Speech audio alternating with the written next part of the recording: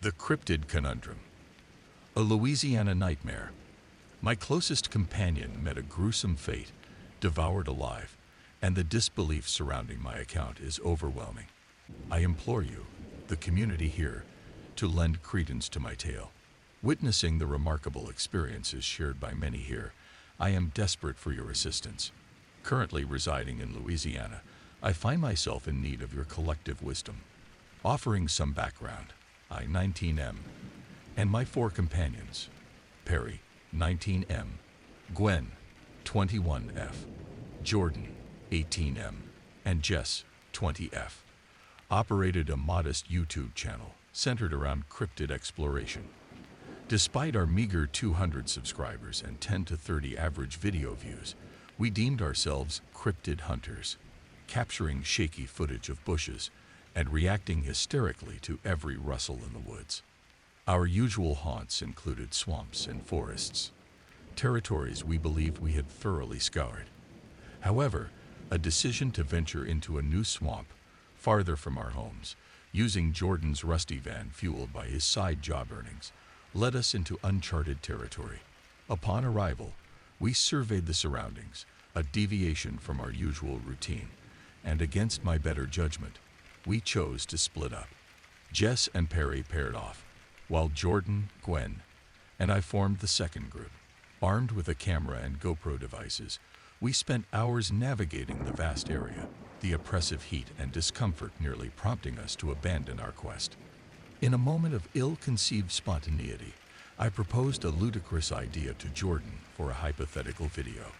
He would perform a comical dance, and I would film him, humorously declaring, "The white guy in his natural habitat." A trifling joke for an equally trivial channel. Stationed in a bush for added realism, Gwen expressed unease, warning of ominous vibes. Regrettably, I dismissed her concerns. The initial snaps of twigs and Gwen's persistent tugging on my sleeve failed to register until a creature leaped from the trees, exposing the grisly reality of a stomach being laid bare. Terror gripped me, nearly prompting a scream, while Gwen seemingly fainted beside me.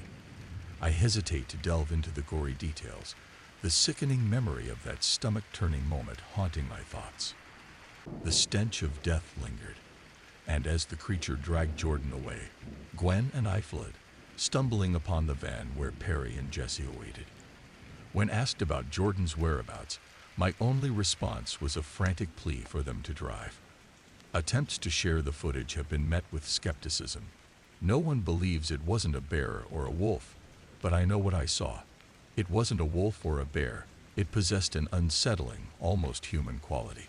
I fervently pray that someone, if a higher power exists, can shed light on what monstrous entity consumed my friend. Closure, even a fraction, is all I seek. Idiot. Additional details, as some have requested. Our location is in Acadiana, with the specific swamp's name and location eluding my memory in the vast expanse of 1,000 similar terrains. The vehicle in question was a Chevrolet Express 3500.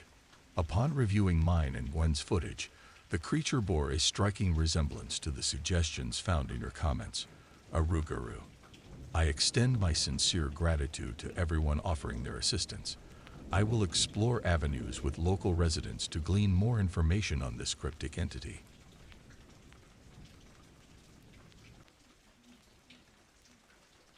Nightfall Enigma, the eerie encounter in the playground. Did I react excessively, or was this a legitimately perilous situation?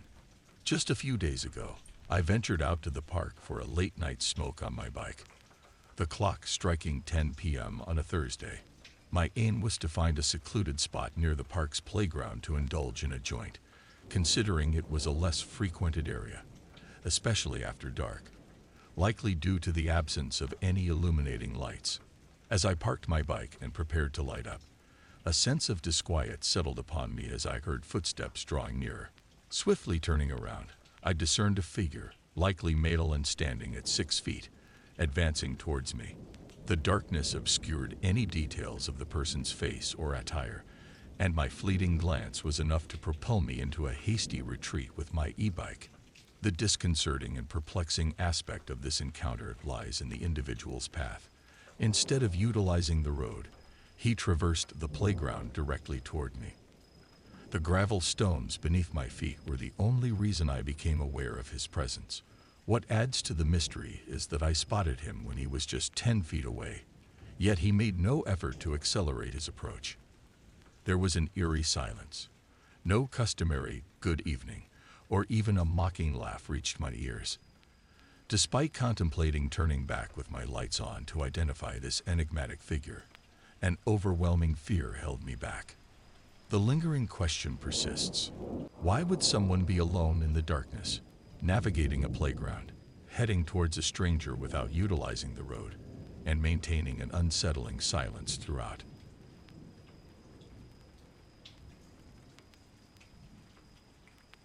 I went to a billionaire murder party, and I can't believe what I saw. I found myself on an unexpected adventure when I attended a billionaire murder party, and the unbelievable sights I witnessed left me questioning whether I had overreacted or if danger lurked beneath the opulence.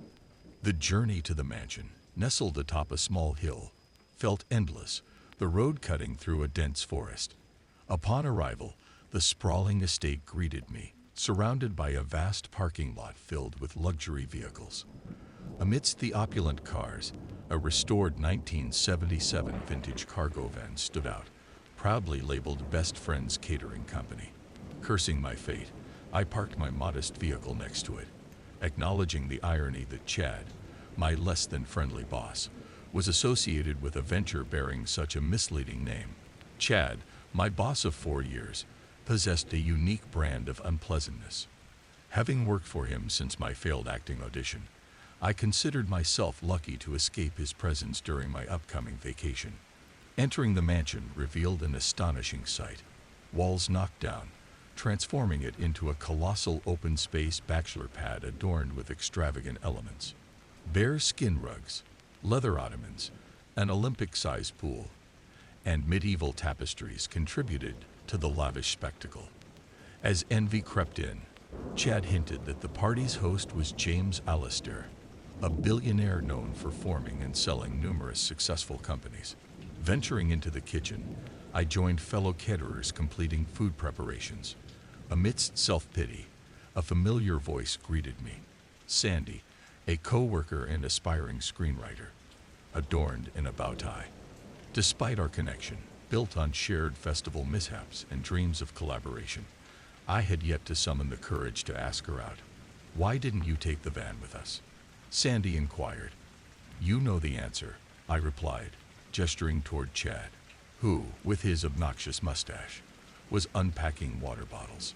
Chad, always quick to interject, accused me of being an hour late and emphasized the importance of a unified entrance for a professional impression. Dismissing his lecture, I excused myself from serving at the cash bar. Behind the bar, boredom set in until an elderly lady demanded a cosmopolitan. Handing it over, I muttered about the tip jar. The billionaire host, James Allister, approached for a gin martini, and a casual conversation ensued, revealing peculiarities about the other guests. As Jim shared insights into the attendees' quirks, I struggled to contain my laughter. His amusing anecdotes about ivory collectors and sparkling water enthusiasts lightened the atmosphere. Jim's departure left me reflecting on the surreal encounter until Chad reappeared, critiquing napkin alignment.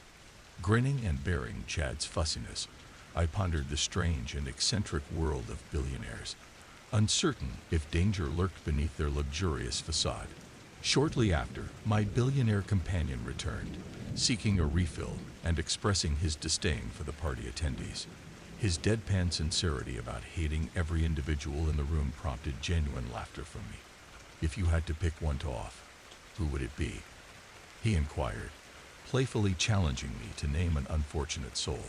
Wanting to sidestep any awkwardness, I hesitated, but he insisted, leading me to point out Chad, my boss, whose obnoxious presence stood out. Jim, the eccentric billionaire, approved of my choice and sauntered off to mingle. As the party continued, a co-worker noticed Chad's absence and questioned it. finding it unusual for him not to micromanage the staff. Returning to the bar, Jim reappeared with news that Chad was no longer a problem, adding another layer to his peculiar sense of humor. He joked about choosing the next victim, and our running gag persisted. As Jim left, he returned to discuss his plans for the next target, weaving dark humor into our conversation. The night unfolded with Jim periodically updating me on his fictional murders, each time leaving me amused and slightly bewildered. The atmosphere shifted when I ran out of ice, prompting a visit to the kitchen. There, I found coworkers frantically searching for Chad, highlighting the trivial concerns surrounding him. Determined to find Sandy, I headed to the basement for ice. Basements, regardless of the setting, carried a familiar ambience. In the dimly lit space, I located the ice bags and stumbled upon a shocking scene beneath them. An elderly woman's arm adorned with pearls, a pool of dried blood, and to my horror, Chad among the casualties. Panic seized me as I grappled with the realization that Jim was, in fact, carrying out his morbid jokes. Frantically pacing, conflicting thoughts overwhelmed me. Escape, find Sandy, be a hero, or call the police. Fumbling with my phone, I dialed 911, hastily narrating the chilling events. The response was inexplicable. The operator abruptly hung up, denying assistance. Confused and desperate, I redialed, only to be met with the same cold refusal. A sense of dread gripped me as the implications of the situation sank in. Jim, the eccentric billionaire, wasn't just telling dark jokes. He was orchestrating a deadly soiree, and I found myself entangled in a sinister web of wealthy madness. Desperate and without alternatives, I ascended the stairs, frantically searching for Sandy. The reception area was deserted, everyone having migrated to the expansive lawn behind the mansion. Venturing into the backyard, I scanned the crowd for Sandy, attempting to maintain composure. Eventually, I spotted her gracefully maneuvering through the party, serving light bites on a tray. Running up beside her, I leaned in urgently. "Sandy, hey, what's up?" she replied, distracted by a guest. Walking alongside her, I faked smiles and nods while passing the elite attendees. "There's something I need to tell you." A hand on my shoulder, and Jim's voice interrupted. "Dan, come over here. Hey, Carl. Carl, you gotta meet Dan." He led me away from Sandy to another area of the lawn. "Hey," said Carl, a clean-shaven man, acknowledging me without eye contact. "This man makes the best gin martinis I've ever had," Jim boasted, pointing at me. "You gotta try one." Coming from him, "I know that's a compliment," Carl responded. The man's had a lot of gin martinis. The two men laughed, and as Carl walked away, Jim approached me, leaning in. "Embezzled millions," he disclosed, making a slicing motion across his neck. Winking, he walked away. Returning to my search for Sandy, I found she had vanished. Running to a coworker, I attempted to explain but stopped, realizing the tale was too far-fetched. Grabbing a bottle of gin, I chugged it, lamenting the absence of Chad to witness the chaos. Thoughts returned to Jim and the bodies. I needed to escape and find Sandy. Spotting her nearby, I ran over to warn her. "Sandy, I've got to tell you something." Jim's loud whistle interrupted, gathering guests for a toast. Approaching, he raised his glass, unveiling his sinister intentions. Thank you. No, please, please. I just wanted to say that I'm so glad that you're all here today." Observing the smiling faces, he continued, "Because you're horrible humans."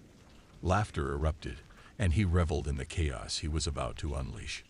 Pointing at me, Jim declared, "Except for you. Not you, Dan. You're good people." The garden fell silent as everyone turned to look at me, perplexed by my presence among the caterers. "Dan's a caterer, by the way. Oh, on that note. Dan, that girl, you like her, right? I mean, not to put you on the spot, but you've been eyeing her all night." Pointing at Sandy, Jim exposed my crush to the crowd, leaving me and my coworkers bewildered. "Actually," Jim added, Walking over. What about them? Are they cool? Frozen, I nodded, trapped in the bizarre turn of events. Jim assured the masked ushers that the caterers were safe, then resumed his speech, revealing his murderous intent. Suddenly, fences rose, and masked ushers armed with machetes descended upon the panicked guests. Jim stood at the center, reveling in the chaos. Sandy and I ran towards the house, defying Jim's warning. The entrance, however, was locked. A familiar voice greeted us, and Jim emerged, smiling. Attempting to explain my actions, I faltered when he mentioned my attempt to call the police. Closing in with a machete, Jim delivered a surprising handshake, declaring us and the caterers safe. Bewildered, we followed him outside. As Jim escorted us through the parking lot, chaos unfolded behind us. He casually commented on my van, hinting at Chad's fate. Reaching my car, Sandy and I locked the doors, sharing a silent moment of shock and fear. I started the engine, drove away, and in the rearview mirror, witnessed Jim waving goodbye in the distance.